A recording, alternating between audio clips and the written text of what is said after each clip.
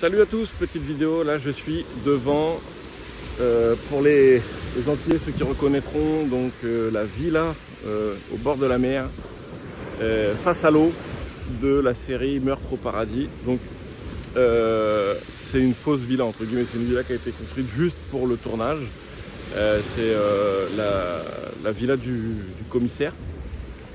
Et du coup, non, pas du commissaire, de l'inspecteur, voilà.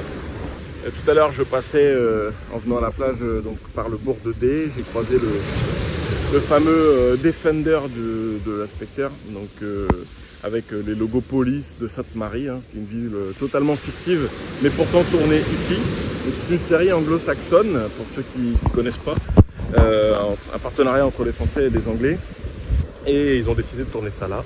Ce qui est assez original, c'est qu'ils tournent tout sur la commune de Dé, alors qu'ils pourraient aller dans les rivières, ils pourraient aller en Grande Terre, ils pourraient aller ailleurs. Non, non, ils tournent tout ici, sur la commune de Dé et puis les environs.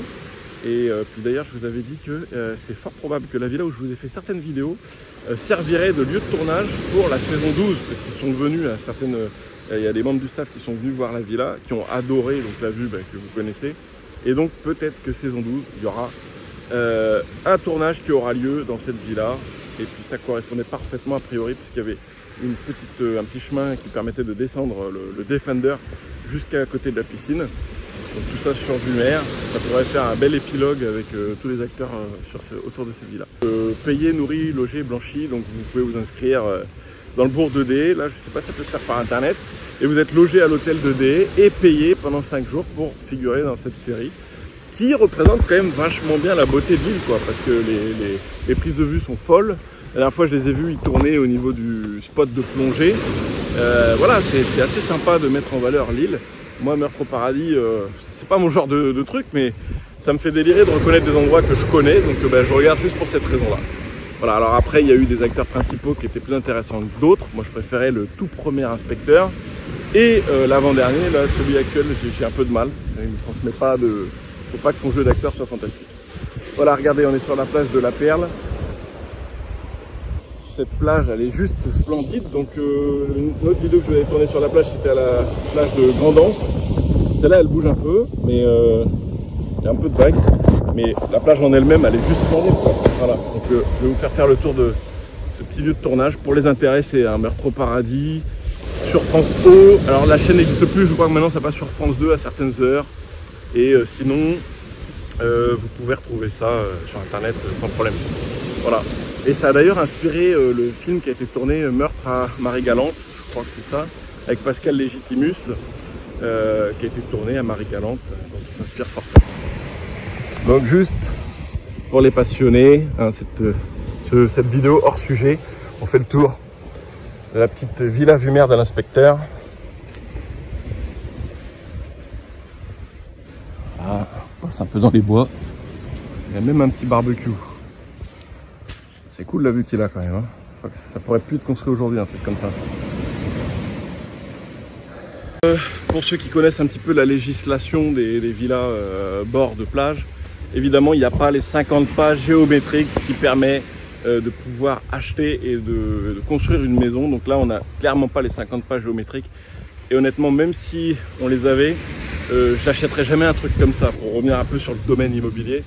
Parce que, comme vous le savez, il y a parfois la montée des eaux, des fois il y a des ouragans, des fois il y a la mer qui fait bien son boulot, qui creuse un petit peu, qui a des infiltrations, donc c'est un truc qui s'écroulerait totalement au bout de 5 ans, donc faut oublier ça, surtout sur des îles comme ça qui sont sujets aux événements climatiques. Voilà. Donc dans cette série, vous aviez une actrice qui s'appelait Joséphine Jaubert, et cette actrice-là, moi c'était mon coup de cœur hein, quand j'étais jeune. Pour ceux qui sont à peu près de mon époque, on regardait forcément KD2A, et j'attendais avec impatience la série Foudre, avec plein d'histoires de cœur et tout. Alors moi j'ai pas honte d'en parler hein, parce que j'adorais cette série, je l'attendais particulièrement.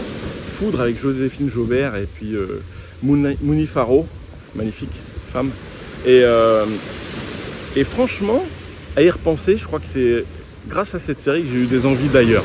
quand tu regardes Foudre, aujourd'hui je la conseille pas à mon audience vu les âges que vous avez, mais un gosse qui regarde Foudre et qui est là dans sa télé alors qu'il flotte dehors, je peux te dire que ça fait des tilts dans sa tête. Et il se dit sûrement qu'il faut se barrer, quoi, qu'il y a un problème, il y a deux mondes sur Terre. Il y a celui de la série et il y a celui dans lequel il est en réalité, et donc il décide de faire des choix. Donc moi je pense que Foudre a beaucoup influencé, malgré tout, ça paraît incroyable, mais a influencé mes choix de vie, mes choix économiques et mes objectifs.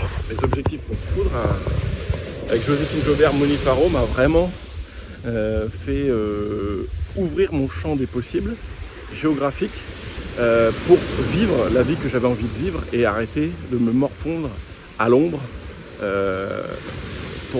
jusqu'à la fin de mes jours, quoi. Donc voilà, des séries comme ça fait rêver. Regardez, allez jeter un œil. Meurtre au paradis, avec la fameuse villa de l'inspecteur Vumer. C'est une série qui moi me fait penser à Hercule Poirot, version française, donc en mieux, avec vraiment une belle intrigue et un bon scénario. Les mecs se prennent la tête là-dessus et c'est vraiment sympa. Ça s'enchaîne, quoi. T'enchaînes les épisodes, c'est plutôt cool. Voilà, donc allez jeter un petit coup d'œil pour ceux qui connaissent pas. Qu'est-ce que j'aime ce genre de villa là avec les pieds dans l'eau, mais ça reste que du cinéma, quoi. Comme je vous l'ai dit, c'est pas possible dans la réalité, il n'y a pas les 50 pas géométriques et puis c'est trop exposé au caractère et aux problèmes climatiques, donc en fait ça tiendrait pas debout. Donc c'est pas quelque chose de réaliste, mais ça fait rêver parce que moi qui suis cinéphile, j'adore par exemple les James Bond. Skyfall, rappelez-vous, après qu'ils se prennent une balle dans l'épaule, ils tombent du train, on le retrouve, je crois que c'est un pays asiatique, dans sa petite villa, pareil, encore plus proche de l'eau, en train de se remettre et boire du whisky ou boire du rhum toute la journée. Sa villa, elle fait rêver, même si elle vaut rien, elle est tout en bois pété comme ça, ça déclenche en nous des rêves, des opportunités d'évasion, et je pense que c'est ce qui nous fait rêver, et les réalisateurs l'ont bien compris. Encore James Bond, Mourir peut attendre, que j'ai vu là récemment. Putain, ça doit être le deuxième meilleur James Bond. Et, après Skyfall, de Daniel Craig, je parle. Pareil, il a une villa les pieds dans l'eau, mais cette fois un peu plus luxueuse que celle de Skyfall. Et pareil, ça réactive en nous des besoins d'évasion. Et je pense que c'est pour ça que ça marche aussi. James Bond, je crois que c'est le genre de film où tu voyages le plus. Qui se tourne dans le plus de pays à chaque fois lors d'un seul film, un seul long métrage t'emmène dans 3, 4, 5 pays différents à chaque fois pour les tournages.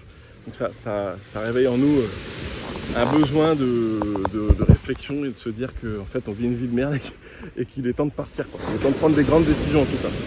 Si ce genre de cadre vous fait pas rêver, vous avez sûrement un problème et il faudrait penser à déconnecter rapidement. Donc voilà, ce petit aparté de vidéo sur le tournage, tout ça pour vous rappeler qu'il y a une autre vie. Évadez-vous d'abord via votre petit écran, mais surtout n'oubliez pas de derrière passer la seconde et puis d'aller les rejoindre de l'autre côté de l'écran et de penser à votre vie aussi, d'accord? Passez pas toute votre vie à regarder la vie des autres. C'est un peu je dirais la conclusion de cet épisode, de cette vidéo. Donc voilà, s'il devait y avoir une morale, ce serait mettez la télé peut-être pour vous évader, pensez réfléchir à des lieux qui vous intéresseraient d'aller vivre, où vous seriez bien d'aller vivre.